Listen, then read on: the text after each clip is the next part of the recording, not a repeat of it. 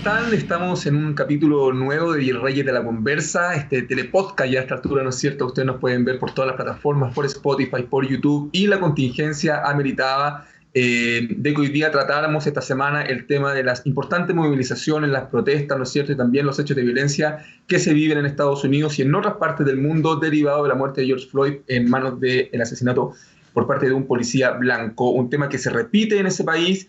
Y queríamos estar en esta oportunidad analizando este tema con una voz autorizada, ¿no es cierto? Estamos con Paz Milet, y ya la están viendo ustedes ahí. Ella es académica del Instituto de Estudios Internacionales. Paz, ¿cómo está? Muchas gracias por acompañarnos en Reyes de la Conversa. Hola, muy buenos días. Buenos días. Bueno, buenos días para nosotros, pero la situación, ¿no es cierto?, un poco más arriba allá en Estados Unidos es bien crítica. Se enfrentan nuevamente a una jornada de toque de queda anoche, el cual se adelanta en varias ciudades, Paz, debido a los hechos de violencia. Muchas personas no respetaron este toque de queda, especialmente en Nueva York, en donde también se registraron hechos de saqueos particularmente, ¿no es cierto? Nos estamos enfrentando a un escenario de desobediencia civil mayor en Estados Unidos al que no habíamos visto por lo menos desde el año 68. Yo creo que algunos analistas tienen razón al situar esto como una de las mayores acciones de estallido del que se tenga recuerdo en Estados Unidos, incluso después de, ¿no es cierto?, de los hechos de los años 60, a partir de una serie de factores, porque esto tiene una serie de elementos de alguna manera que uno puede como generar elementos en común con lo que ocurrió en América Latina a fines del año pasado, pero tiene otros componentes que han generado una situación con una escalada que genera mucha preocupación, porque está acompañado de factores como, ¿no es cierto?, el estallido, la carga racial que tiene, que está muy vinculado con la no respuesta a las solicitudes de la población, pero también una práctica generada a nivel de seguridad en la policía estadounidense, que es particularmente fuerte, que reacciona con fuerte, y también la desconformidad de la población con hechos que ya se vienen sucediendo hace bastante tiempo, de una práctica en contra de la población de color. Esto agudizado por las cifras que se han acrecentado en Estados Unidos la última semana, que ya alcanzó los 100.000 muertos y lo está pasando, y los 40 millones de desempleados. O sea, es como finalmente la tormenta perfecta, ¿no es cierto? En ese sentido, Paz, ¿cómo ves la estrategia del presidente Donald Trump? Porque nos enfrentamos muy pronto a una elección presidencial. Muchos analistas y algunos comentaristas en Estados Unidos decían que él finalmente la estrategia que hace es volcar todo hacia la figura de él, ¿no es cierto? No es menor que salga desde la Casa Blanca con una Biblia en la mano, que despeje a los manifestantes que en ese momento pacíficamente se encontraban protestando. Pero en ese sentido, ¿cuál es la estrategia que está jugando Donald Trump? ¿Lo va a beneficiar esta estrategia o lo va a perjudicar con miras a las elecciones de noviembre? Paz. Había caído en lo que era no una caída que no fuera remontable de cara a que esto va a ser en noviembre, pero a partir de la gestión de esta crisis se han agudizado todo lo que es la manifestación en su contra y la evaluación negativa. En estos momentos la reelección ya no es una opción segura, como se veía frente a lo que analistas estadounidenses planteaban como una debilidad de un Biden que ha tenido que guardar cuarentena. Donald Trump se ha puesto, de alguna manera se ha situado como el referente en materia de ley y orden, sí, y ha hecho referencia permanente a los gobernadores a poner mano dura, a actuar, y ha amenazado con la salida del ejército a las calles. Ha amenazado de alguna manera, ¿no es cierto?, porque dice este odio, esta expresión de disconformidad, porque ha dicho la respuesta frente a los saqueos son las armas. Y él ha querido como situarse como la mano fuerte que puede generar el control, pero a la par está capitalizando toda una rabia contenida y está situando a los enemigos. Los enemigos, los demócratas, ¿no es cierto?, que no han tenido mano dura, pero también, según él, según su criterio, pero también ha situado a los enemigos en los antifascistas, en movimientos que han expresado, ¿no es cierto?, la disconformidad con el sistema. Entonces, Yo creo que la estrategia que está adoptando él es muy riesgosa. Él está jugando al límite porque esto de alguna manera ha escalado fuera de todos los márgenes esperados. Esto tiene una continuidad. Ya si uno piensa, el entierro, ¿no es cierto?, del ciudadano asesinado va a ser recién el martes en Houston. Sí. Él, mientras tanto, va a tener una serie de responsos, va a ir a Carolina del Norte. Entonces, todo esto habla de que se está generando de alguna manera, como tú dices, un fenómeno que tiene muchas variables y que Donald Trump no está respondiendo de manera adecuada, como tampoco respondía de manera adecuada a la pandemia.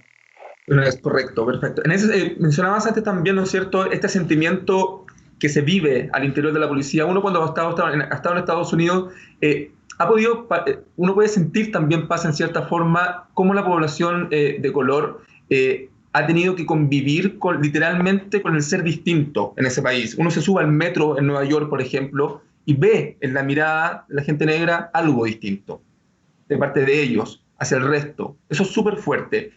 Fíjate que hoy, sin ir más lejos, hoy, José Vivanco de Human Rights Watch, él decía que en los 33 años que vivió en ese país le consta de haber visto abusos policiales grotescos y de que finalmente, a lo que tú decías sentido, esta es una conducta sistemática por parte de la policía. Hay una cultura en ese país que es muy fuerte con el tema de la raza, que no pasa en otros lados. ¿Por dónde debiera ir la sociedad estadounidense para cambiar definitivamente esto? Porque la gente que protestaba pacíficamente hace unos días les decía de cara a los policías, estamos cansados de ser pacíficos durante más de 300 años, entiéndannos. Claro, la verdad es que esto supone un cambio cultural más profundo, ¿no es cierto?, de alguna manera a nivel global, que se expresa en la policía, pero habla de una forma de convivencia como sociedad. No hay que olvidar, de alguna manera, todo lo que significó la discriminación, la adquisición de derechos por parte de los ciudadanos, ¿no es cierto?, de color, en periodos que uno habla de muy reciente, uno habla a nivel histórico, pero han pasado poco tiempo desde que los ciudadanos de color han adquirido una serie de derechos, desde que pudo alcanzar el poder un presidente de color como Obama, que fue un hecho sustantivo, pero que nosotros vemos que en la práctica nos generó un cambio profundo en la sociedad estadounidense. Correcto, te iba a preguntar aquello. ¿Qué pasa con la figura de Barack Obama? ¿Qué hizo Barack Obama finalmente en los 2 periodos que él estuvo en la Casa Blanca? Vimos también durante esos mandatos, episodios similares, ¿no es cierto?, el año 2015, 2014. ¿Qué hizo Barack Obama? Bueno, él generó un cambio a nivel de sociedad de alguna manera que permitió su llegada al poder. Yo creo que generó también un nuevo espacio, una nueva forma de hacer política, pero no pudo, ¿no es cierto?, generar un cambio en la interna de la sociedad estadounidense hacia una mayor incorporación, inclusión, ¿no es cierto?, de una ciudadanía que se siente discriminada y cuya expresión más fuerte de esta discriminación es esta práctica consolidada por parte de la policía. El otro día CNN constataba que en los últimos años había por lo menos 14 episodios similares a este. Lo que pasa es que este ha adquirido otro contexto, otra significación. Fuimos testigos de manera presencial de este asesinato, totalmente reportado por las cámaras, pero además se junta con otra serie de factores que hacen, como tú decías, de alguna manera una tormenta perfecta. Primero, la alta fragmentación de la política estadounidense, en que cada vez hay mayor separación entre los distintos sectores que adquieren una agenda que separa uno u otro sector. Después, todo lo que ha significado la pandemia como costo, y algunos de los principales afectados son precisamente la población de color. Si uno ve y hace una separación, por ejemplo, de los muertos, uno va a encontrar que algunos de los principales sectores afectados son principalmente los de color. Mencionabas tú, ¿no es cierto?, la fricción en la política de Estados Unidos, que la polarización está llegando a niveles nunca antes vistos, así de simple, ¿no es cierto?, más allá del periodo de la Guerra Civil, que quiero ir para allá un poquito después, pero ¿qué ha hecho el Congreso, Paz? ¿Dónde está el Congreso esta semana, el Congreso de Estados Unidos? ¿O qué ha dicho o qué no ha dicho? El Congreso de alguna manera está con estupor, porque nadie esperaba esta reacción. Y el Congreso de alguna manera está muy condicionado por lo que es la propia campaña electoral. Hay mucha dificultad en ese sentido de tratar de dar expresión a un sentir ciudadano que los ha sorprendido. Están muy condicionados por lo que significa la pandemia, cuando estaban tratando de enfrentar esta pandemia, los costos en vida humana, los costos de desempleo, tratando de canalizar esta expresión de la ciudadanía, esta conformidad frente a la propia estrategia de Donald Trump, se han encontrado con este levantamiento. Entonces, de alguna manera, los republicanos están muy condicionados por la propia figura de Donald Trump. Sí. ¿No?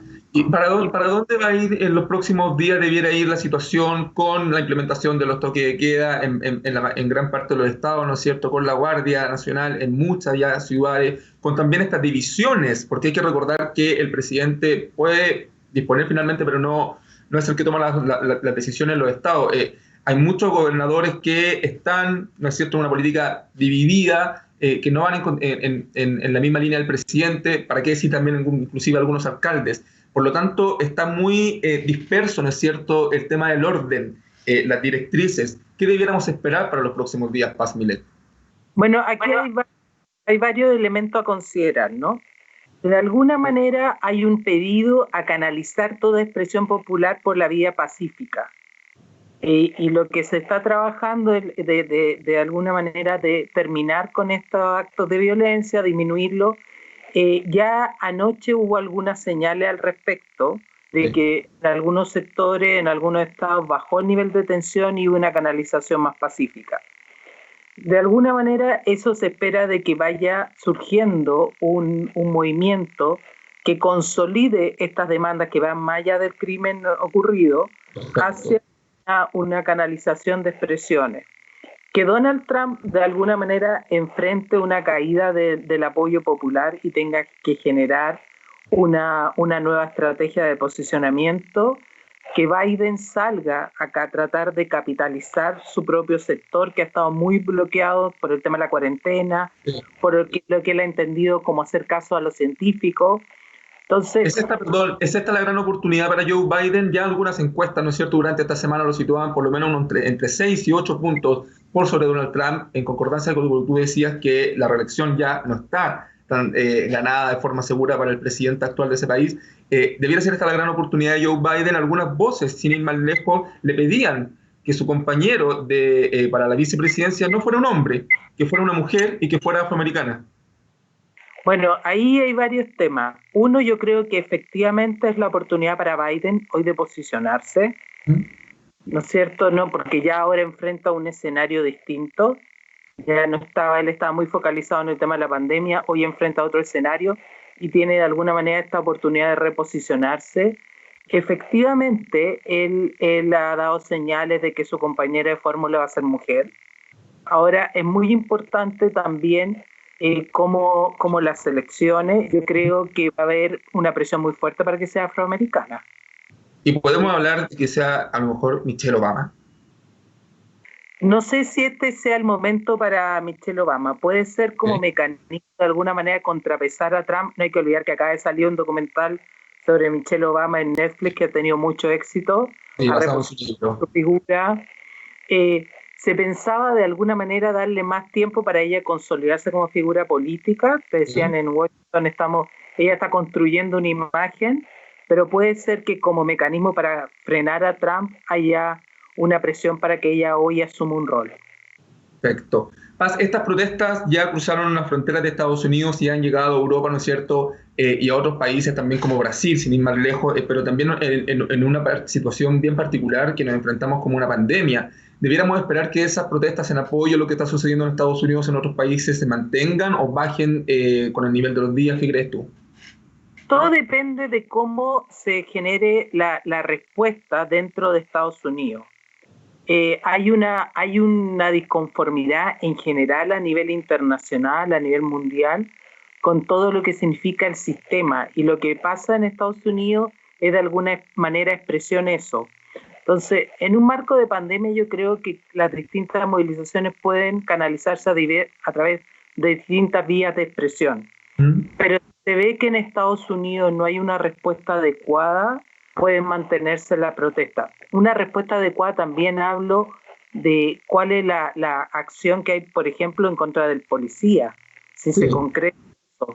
Si, por ejemplo, la Claro, porque policía... recordemos que en los casos anteriores, ¿no es cierto? Históricamente, finalmente la policía se ha visto protegida, ¿no es cierto? De alguna forma, o no han sido juzgados con toda la de la ley, y debiéramos esperar entonces que en un caso que es sin duda histórico, que fue un cisma, ¿no es cierto?, mundial, debiera ir en en esta ocasión, Paz, por el lado contrario. O sea, claro, ya está acusado de asesinato, pero debiéramos esperar que el desenlace sea distinto a otras veces.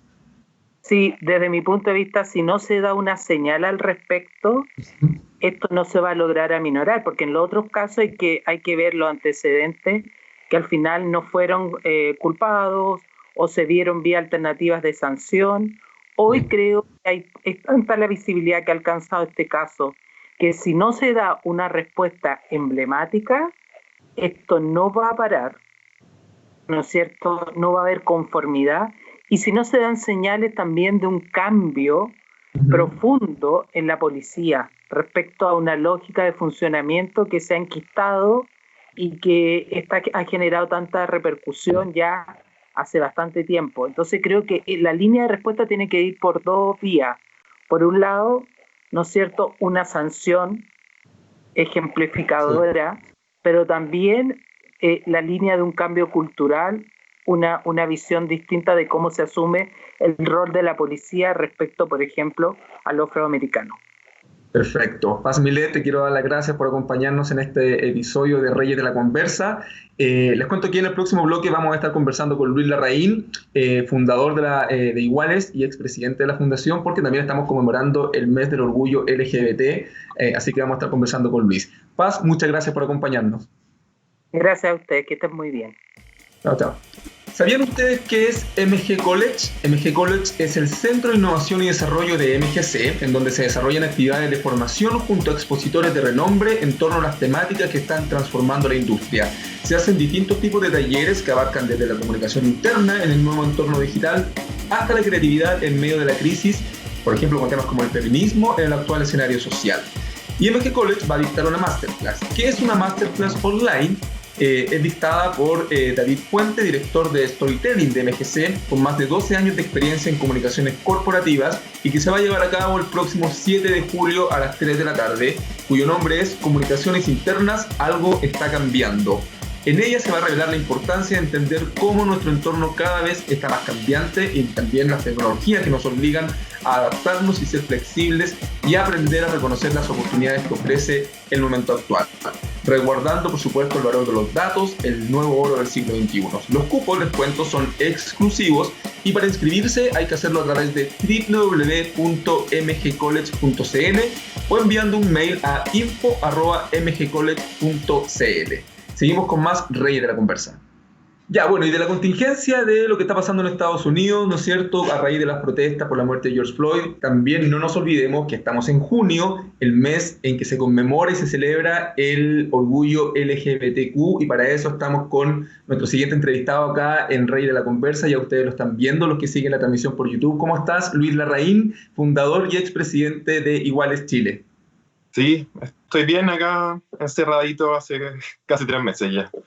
Sí, pues tú has llevado, Lucho, contémosle a la gente, un confinamiento bastante estricto, ¿no es cierto? Porque tú eres una persona trasplantada. Entonces te quiero partir preguntándote básicamente eso. ¿Cómo han sido estos meses de cuarentena? ¿Cómo lo has vivido? ¿Cómo ha sido? Mira, los primeros días me angustié un poco porque no sabía cómo lo iba a hacer. No soy muy bueno para las cosas domésticas, por ejemplo, no cocino, entonces no sabía qué iba a comer, cómo lo iba a hacer para hacer deporte. Pero sabes que como que al tercer día ya me ordené, hice una lista. Creo que visualizarlo y verlo y escribirlo en un lugar visible. Sí. Hacer esto, después esto, me compré mancuernas. Encontré cosas muy fáciles para preparar de comida. Y estaba muy tranquilo porque sé que me tengo que cuidar extra, porque me gusta estar en mi casa. Normalmente llego tarde a mi casa, así que para mí es rico poder estar en mi casa. Sí, los fines de semana son un poco más aburridos porque hay menos que hacer. Sí, pues yo también vivo solo y te entiendo en ese sentido. Oye, Luis, bueno, conversábamos también con Paz, este mes del orgullo nos pilla con una contingencia bastante especial, ¿no es cierto? Muy dura, con el tema de la pandemia producto del COVID-19 y con distintos movimientos sociales, con protestas muy legítimas en varios países del mundo, incluido Chile. ¿Cómo lo miras? ¿Cómo enfrenta este mes del orgullo, el 51 ya mundial? Yo lo enfrento mirándolo desde dos lados siempre. Creo que el orgullo tiene como dos caras y las dos existen y veo mucha gente indignada contra la otra cara y la ¿Ya? otra indignada contra la una, pero la verdad es que coexisten. Una es dada por el nombre. El orgullo se llama así porque nosotros históricamente hemos sido discriminados y más allá, en lo profundo, desde chicos, a todas las personas LGBTIQ nos han hecho sentir que estamos mal, que tenemos un problema, que tenemos que cambiar, que tenemos que adaptarnos, que tenemos que jugar fútbol porque si no, no vamos a encajar.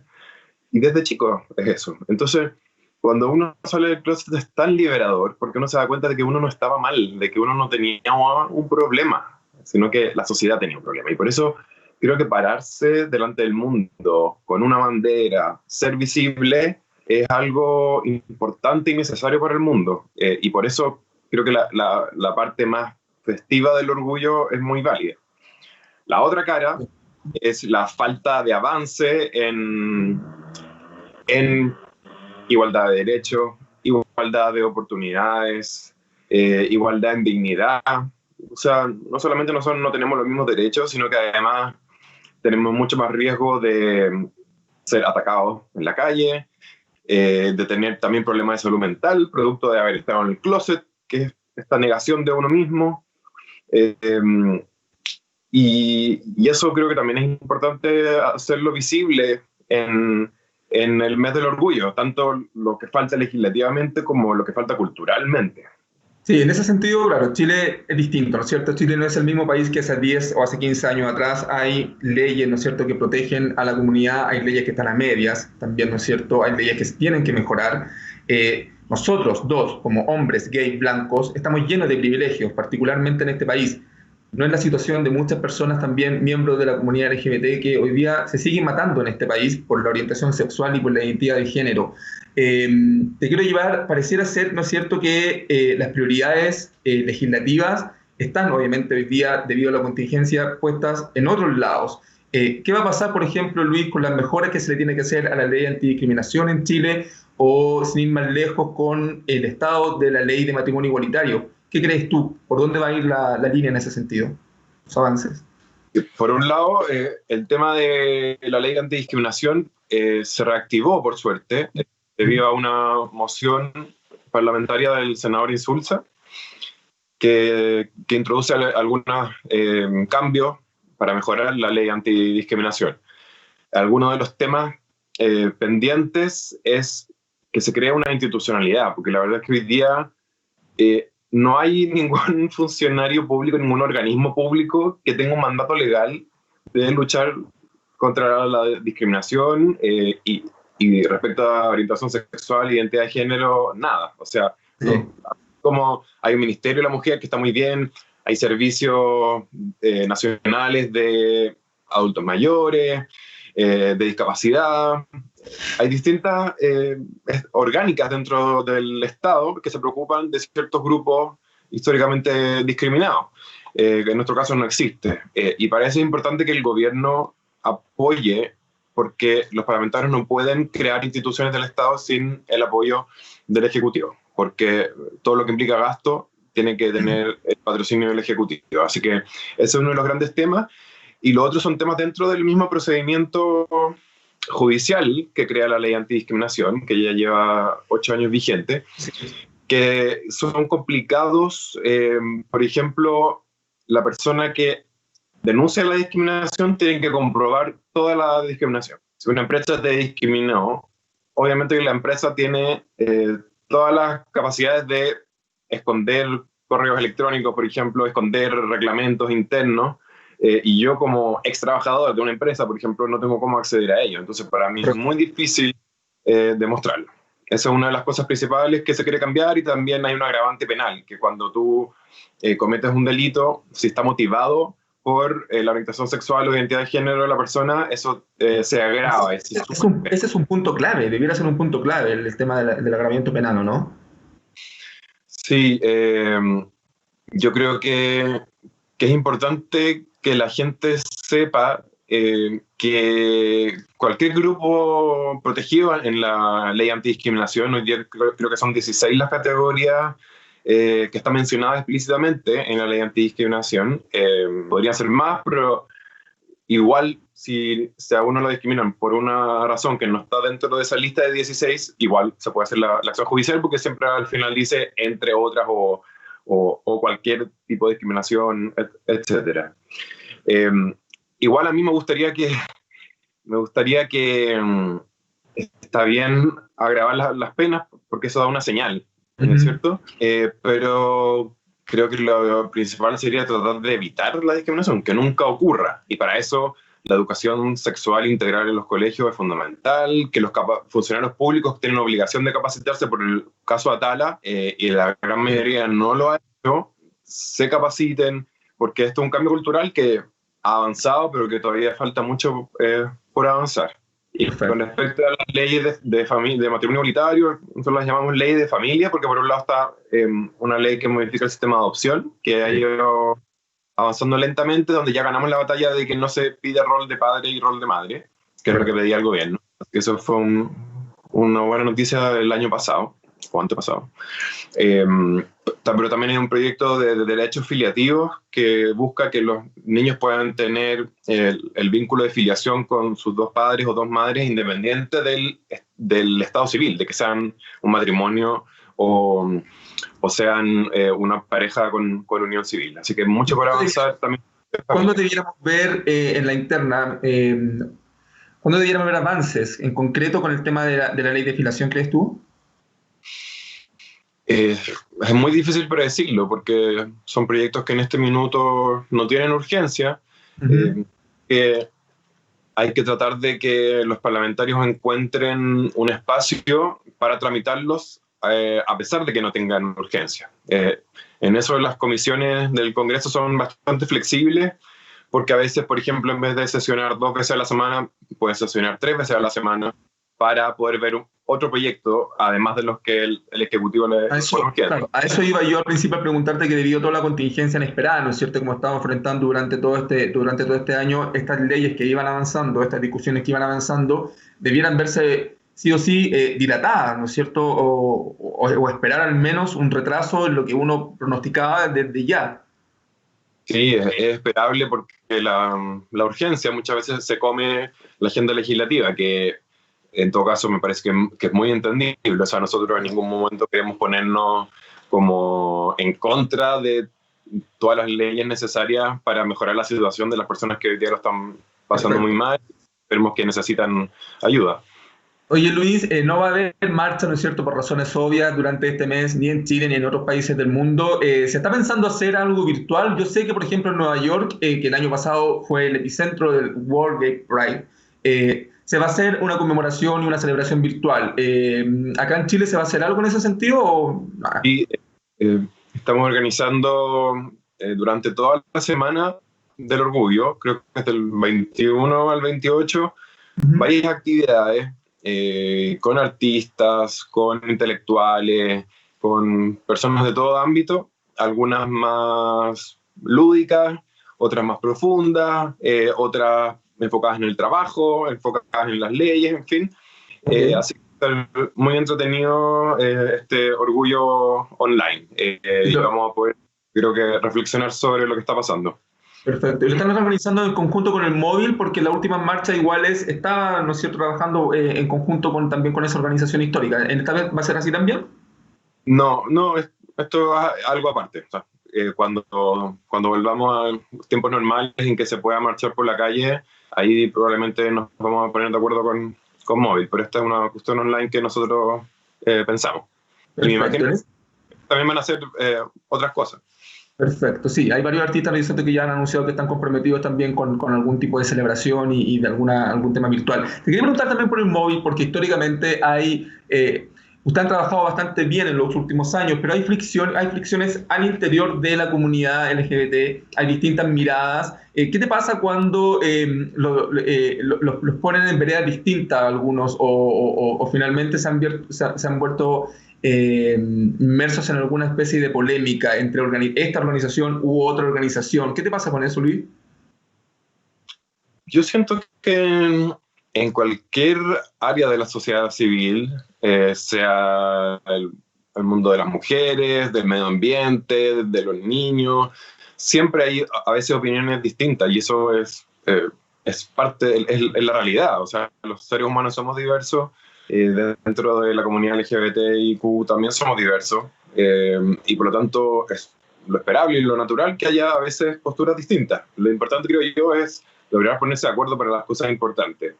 Y la marcha anual del orgullo es algo donde la coordinación es fundamental, porque, claro, al principio costó un poco ponerse de acuerdo, pero por suerte se han ido facilitando las cosas, y espero que siga así.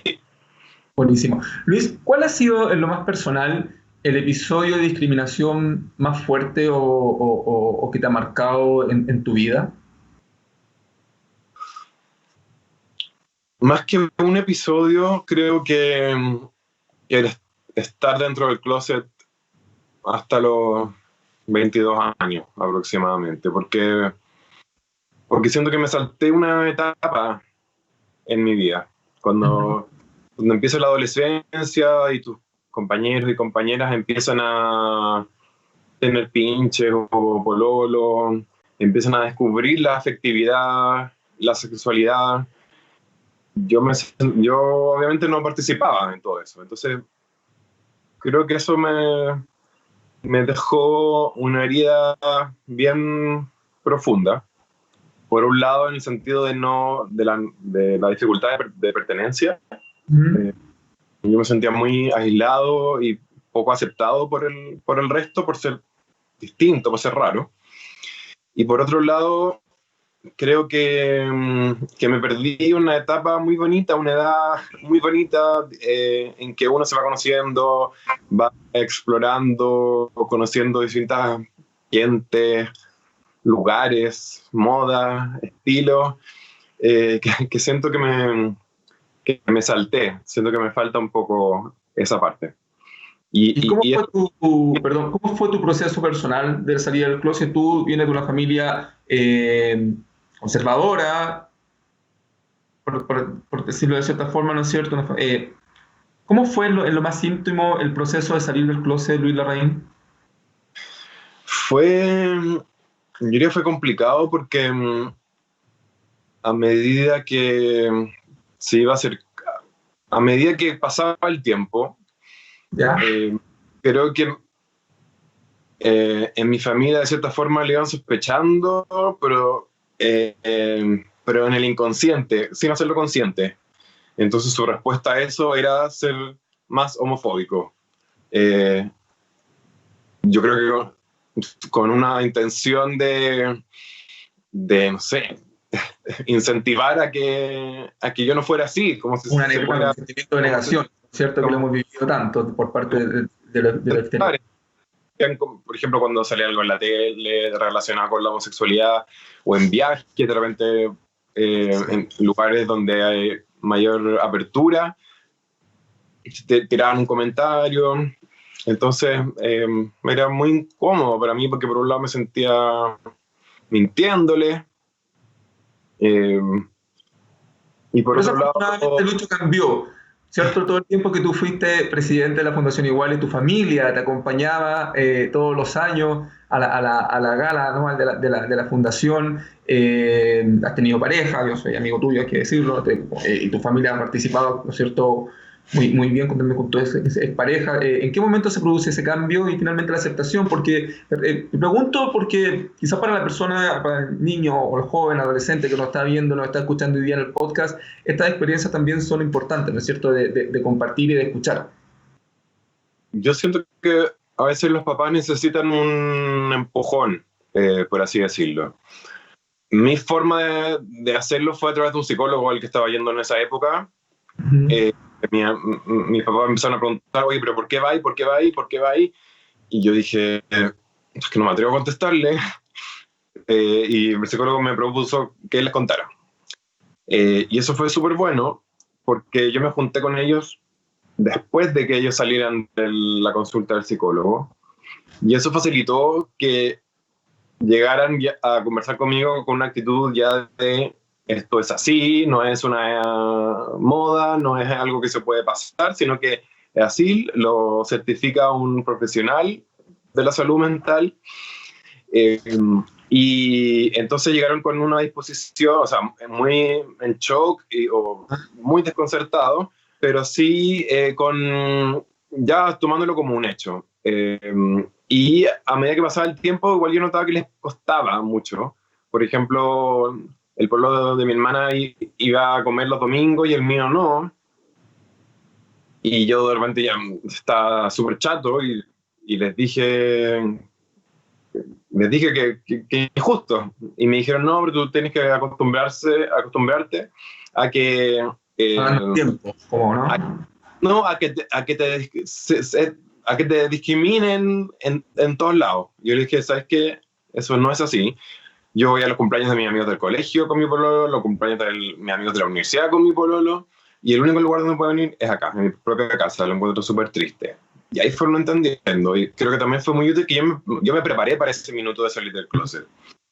Me pensé en todas las preguntas que me iban a hacer, las tenía bien estudiadas, documentadas. Entonces, de la forma que ocurrió en mi caso, yo me sentí que yo era el papá y ellos eran los hijos, porque yo estaba súper seguro, estaba contento con mi relación, sabía lo que me iban a preguntar, porque siempre preguntan o dicen las mismas cosas, y ellos estaban tan perdidos que yo sentía que yo los iba orientando al final. Así que fue al principio con un poco de tira y afloja, pero eso ya fue hace 16 años, así que ha pasado mucho tiempo. Buenísimo. Bueno, Luis Larraín, te quiero dar las gracias por compartir tu experiencia personal, ¿no es cierto? Sé que estás trabajando desde casa, que se viene también un mes muy movido por esta organización virtual que se está haciendo del orgullo, así que te quiero dar gracias por tu tiempo acá en Reyes de la Conversa y nada, pues vernos más adelante, obviamente. Gracias a ti por la invitación. Vale, que estén muy bien. Chao, chao. Y a ustedes, muchas gracias por acompañarnos en este capítulo nuevamente semanal de Reyes de la Conversa. Nos reencontramos la próxima semana. Chao, chao.